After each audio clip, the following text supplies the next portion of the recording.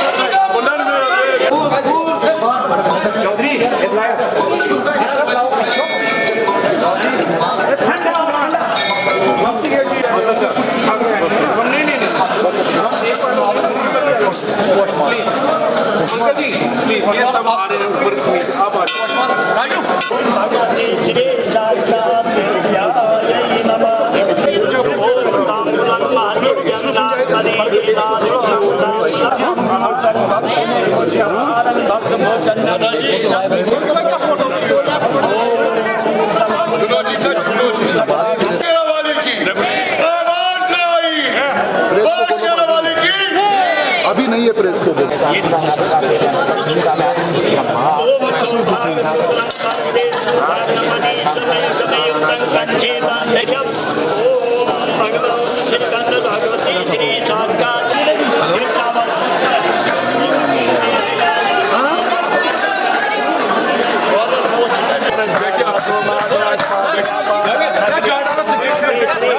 पीछे आ जाइए।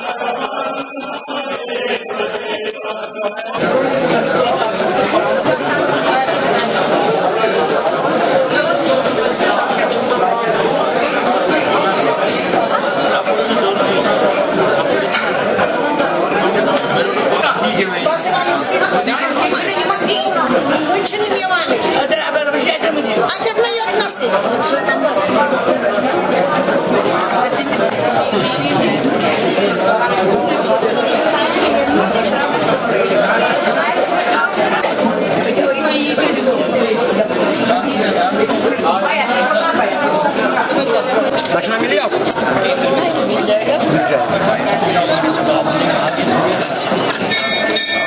पहली बार आप यहाँ आए हैं तो ये ऐसा माहौल आप देख रहे हैं और क्या फील मैं पहली बार आया हूँ और पहली बार इस पूजा जब हुई है 32 साल के बाद। ये इतनी बड़ी अन्याय में जो सहन से आप लोग रहे हैं कश्मीरी पंडित, उनके लिए उनकी जो कर्म है उसको भगवान एक नए परिवर्तित रूप में प्रस्तुत करेगी। यहाँ कश्मीर में यहाँ जो पूर्वज लोग हैं उनकी राज फिर होगी और हम सारा हिंदुस्तान मिल करके कश्मीरी पंडितों का रक्षा करेगी। माहौल कैसा आपके लिए? माहौल तो अभूतपूर्व है। मुझे गर्व होता है कि इतनी नरसिंहार होने के बाद भी इतनी उत्साह हिंदुओं में है। कोई डरा हुआ नहीं है, कोई छिपा हुआ नहीं है, सब ओपनली आकर कर रहे हैं। तो मैं समझता हूँ कि सारा हिंदुस्तान में सब हिंदुओं के लिए एक बहुत बड़ा एक प्रेरणा मिली है और हम आपके साथ हैं। अच्छा, कश्मीर फिल्म के हवाले से जो नैरेटिव पेश किया गया, कश्मीर को पेश किया गया फिल्म में, आप उसको किस तरह से देखते हैं? मैंने तो देखा नहीं, क्योंकि मैं तो पहले से सब कुछ जानता हूँ, तो मैं सिनेमा क्यों देखूँ? जिनका आंख सिनेमा के बाद खुला है तो इसके माने अभी तक सो रहे थे।